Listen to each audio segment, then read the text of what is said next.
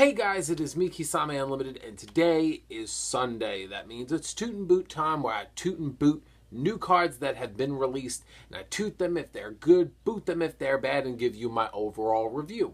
If you would like to see the Toot and Boot next Saturday or Sunday, like the video. It's greatly appreciated, and it just showcases to me what you guys would like to see. And I know that you guys could do it, so please hit the goal, which is 800 likes, because you gotta love Cowboy, Brain Control, Quill Fort Scout, and all the other pay 800 shit. So now, I'm gonna get into Pot of Avidity first, because Pot of Avidity is much easier and much less really to talk about. Pot of Avidity is a quick play spell card, and I'm always excited because anytime when I ever see a pot card, I'm like, you could be the next Pot Duality. You could be the next Pot of Avarice. Come on. Be good. Alright, so its effect. You can only activate one Pot of Avidity per turn. Target 3 banished monsters. Shuffle all 3 targets into the deck, then draw 1 card. Now, I'm very biased because I never played really a different dimension deck outside of what I'm playing right now is Cosmos. I'm disappointed because I wish he was generic. I wish this card was just not for banished decks. Like, I don't want to say that because it's like, I would just like to see this as like a thing that everybody could use. It's different. The one thing about it is that I like that it's a quick play and it really does help.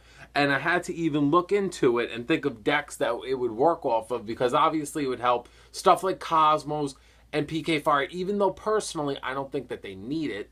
Even though that I think PK Fire would use it, I think, more than Cosmos would, because I feel like Cosmos have like very tight space to begin with, and it takes a while for them to banish so much.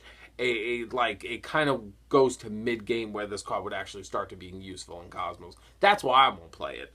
But let's think of some decks that this would work with. They would work with soft frames, it would work with Infernoids, DDDs, the ABCs, especially a lot of decks that have been recent within the year. So I think it's overall a good card. I wish it was generic, where like, use shit in your graveyard, throw 3 cards back in your graveyard, quick play spell card, draw a card. You know how great that would be? You know how excited I would be? But no. Oh, and it would have made a good substitute for Upstart Goblin for me. Damn. Imagine using that in Light Swarms. If it was graveyard oriented. Imagine just being like, oh no, I lost all my JDs. Oh, I'm just going to put them back in my deck and draw a card. Don't worry. I like it. But I would like it if it was like that. But it has potential, and as much as I would like it to have been something else, I have to appreciate it for what it is. And for what it is a good card. So I'll give this card a toot, because this card, there's no wrong with it. Because obviously there's so many ways that you could work this in to a banish-based deck. And I mean, can't you just like run this with Cupidity and just like banish the top 10 cards of your deck and now use this and now just get something back? Performapal LeBellman. Now, Le-Bellman, let's read what he is. He is a light fairy pendulum, level 6, scale 1, 100 attack, 2,600 defense. You got a fat ass. Alright. Now, let's read the pendulum effect first. Once per turn, you can increase the levels of all pendulum monsters you control by 1, even if this card leaves the field.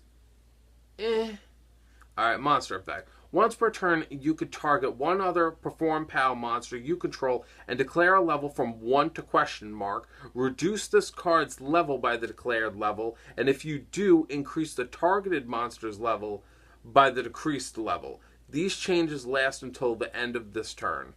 I played Pepe before. And I also played the Pepe Magicians with Apex Avion. This, at most, would be a 1. This card, all it has going for it, in my opinion, is the scale 1 quality and being a fucking defensive fat ass. But they already have that. They already have the scale 8 that's level 7 that you put him in defense mode and has a fat ass. It's like, and as for the level increasing, I'm not. It's okay, but what they already could go into is great. They don't fucking need this.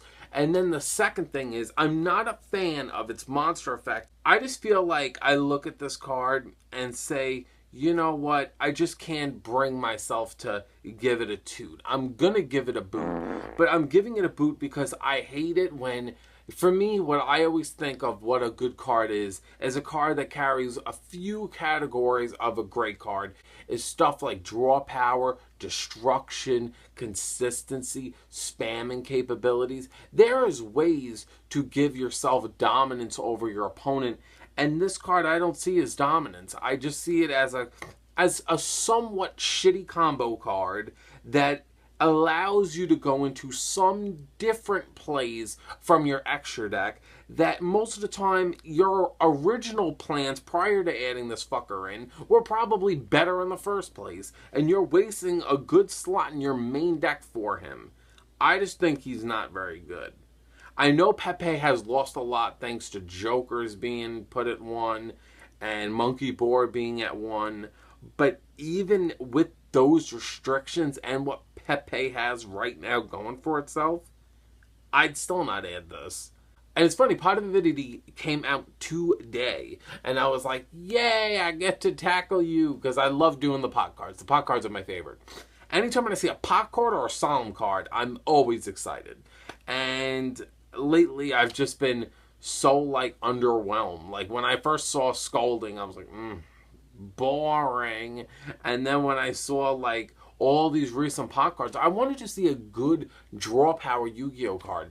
We lost Avarice. We lost Upstart Goblin, because Upstart Goblin's at 1 now. Not many people are playing it anymore. I would just love to see a good, just average draw power card.